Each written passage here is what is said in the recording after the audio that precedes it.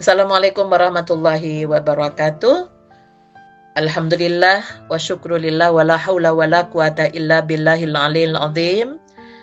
Memasuki awal bulan Dzulhijjah, mari kita amalkan yang diajarkan oleh Rasulullah sallallahu alaihi wasallam. Setiap awal bulan beliau berdoa sebagaimana hadis yang diriwayatkan oleh Ibnu Umar, Allahu Akbar, Allahu Akbar, Allahu Akbar. Allahumma ahillahu alaina bil amni wal imani wassalamati wal islam wat taufiqi lima tuhibbu wa tarda rabbi wa rabbukallah. Allah Maha Besar, ya Allah, jadikanlah bulan yang baru terbit ini membawa kepada kami keamanan dan keimanan, membawa keselamatan dan keislaman, dan juga membawa taufik kepada perkara yang Engkau sukai dan Engkau ridhoi. Tuhanku dan Tuhanmu, wahai bulan, ialah Allah. Jadi di awal bulan kita mohon kepada Allah keamanan dalam keimanan kita, keselamatan dalam keislaman, dan Allah memberikan taufik, artinya petunjuk untuk diberi kemampuan dalam melaksanakan perintah Allah yang disukai dan diridhoi oleh Allah Subhanahu wa Ta'ala. Hal ini amalan yang disukai di 10 pertama bulan Dzulhijjah, sebagaimana hadis yang diriwayatkan oleh Ahmad, ma min ayyamin a'zamu indallahi subhanahu wa la ahabba ilaihil amalu fihinna min hadhihi ayyamil ashri fa aksirut tahlil wat takbir wat tahmid. Tidak ada hari yang paling agung dan amat dicintai oleh Allah Ta'ala untuk berbuat kebajikan di dalamnya daripada 10 hari bulan Dzulhijjah ini, maka perbanyaklah pada saat itu tahlil, la ilaha illallah, takbir, Allahu Akbar, dan tahmid, alhamdulillah. Hal ini dikuatkan dari firman Allah pada Quran surat Al-Hajj ayat 28 tentang perintah untuk memperbanyak zikir. Wa yadhkurusmallahi fi ayyamin ma'lumat. Dan supaya mereka menyebut nama Allah pada hari-hari yang telah ditentukan. Ibnu Abbas radhiyallahu anhuma menafsirkan kata pada hari-hari yang telah ditentukan, yaitu 10 hari di bulan Dzulhijjah. Demikian pula Ibnu Katsir dalam kitabnya. Pemirsa dan pendengar yang dirahmati oleh Allah, pada 10 yang pertama di bulan Dzulhijjah ini adalah amal soleh yang lebih dicintai oleh Allah karena terpadunya antara ibadah jasmaniyah, rohaniyah, dan maliyah. Maka kita disuruh banyak membaca kalimat tahlil, la ilaha illallah, tauhid kita dikuatkan. Kemudian takbir, Allahu Akbar, besarkan nama Allah, dan tahmid, perbanyak baca alhamdulillah, yang dilanjutkan dengan memperbanyak rasa syukur atas nikmat yang telah diberikan oleh Allah kepada kita. Maka karena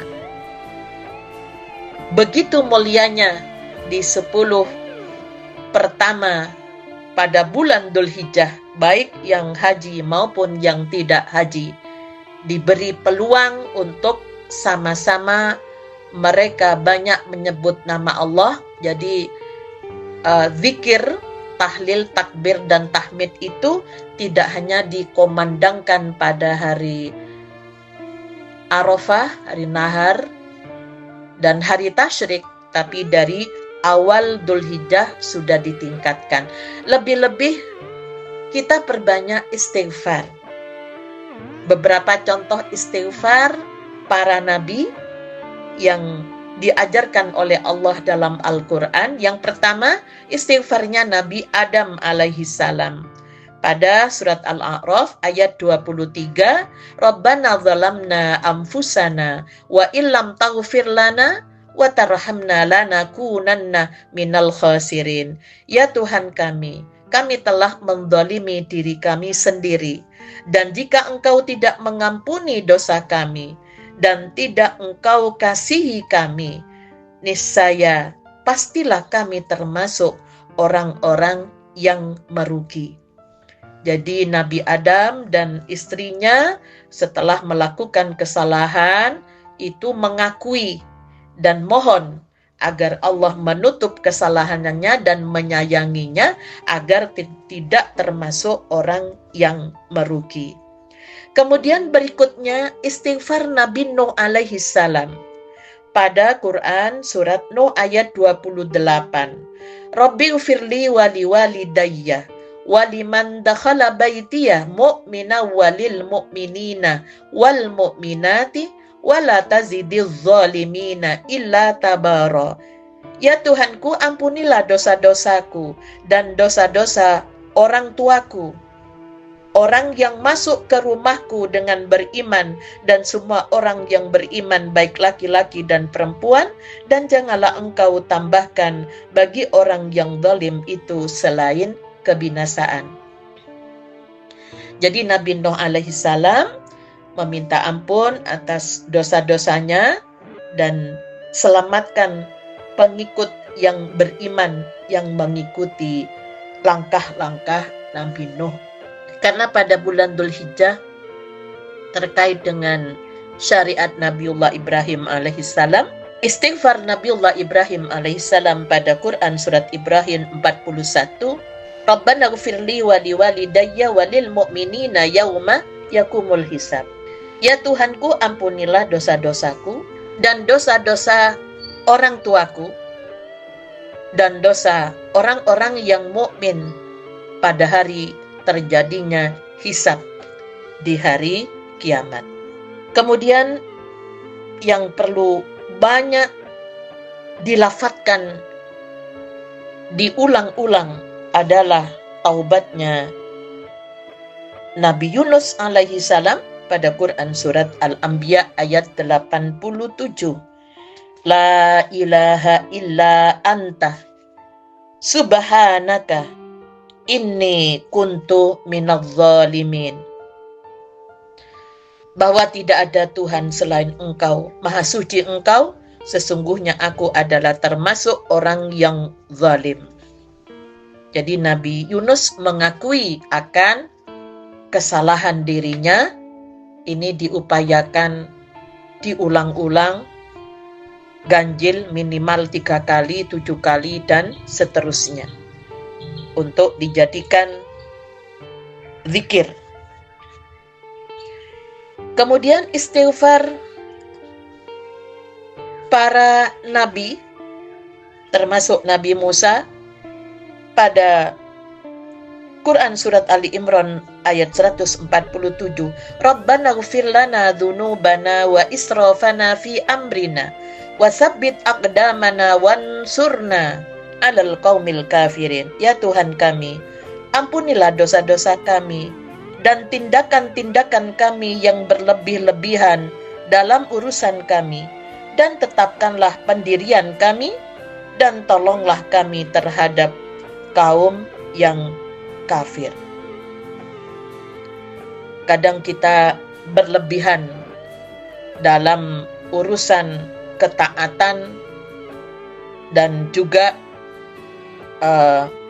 minta kepada Allah agar supaya Allah menolong kita berbuat dosa, bisa jadi karena tipu dayanya orang-orang kafir. Kemudian pada ayat 193, 194 surat Ali Imran, Rabbana innana sami'na munadiya yunadi lil imani an aminu bi rabbikum fa amanna. Rabbana faghfir lana dzunubana wa kaffir anna sayyi'atina wa tawaffana ma'al abrar. Rabbana wa atina ma wa'adtana ala rusulika wa la tukhzina yaumal qiyamah innaka la tukhliful mi'ad. Ya Tuhan kami, sesungguhnya kami mendengar seruan yang menyeru kepada iman, yaitu berimanlah kamu kepada Tuhanmu, maka kami pun beriman. Ya Tuhan kami, ampunilah dosa-dosa kami dan hapuskanlah kesalahan-kesalahan kami, dan wafatkanlah kami beserta orang-orang yang banyak berbakti. Ya Tuhan kami, berilah kami apa yang telah Engkau janjikan kepada kami dengan perantaraan Rasul-Rasul Engkau, dan janganlah Engkau hinakan kami di hari kiamat, sesungguhnya Engkau tidak menyalahi janji. Ini doa untuk minta ampun kepada Allah dan diwafatkan dalam keadaan Islam, berbuat baik dan tidak dihinakan di hari kiamat. Kemudian permintaan ampun untuk saudara kita seiman, terutama yang telah mendahului kita, telah berpulang ke rahmatullah. Pada surat Al-Hasr ayat 10, Rabbana ighfir lana wa li ikhwanina alladhina sabaquna bil imani wa la taj'al fi qulubina ghillan lil ladzina amanu rabbana innaka raufur rahim. Ya Tuhan kami, beri ampunilah kami dan saudara kami yang telah beriman lebih dulu dari kami, dan janganlah Engkau membiarkan kedengkian dalam hati kami terhadap orang-orang yang beriman. Ya Tuhan kami, sesungguhnya Engkau Maha Penyantun lagi Maha Penyayang.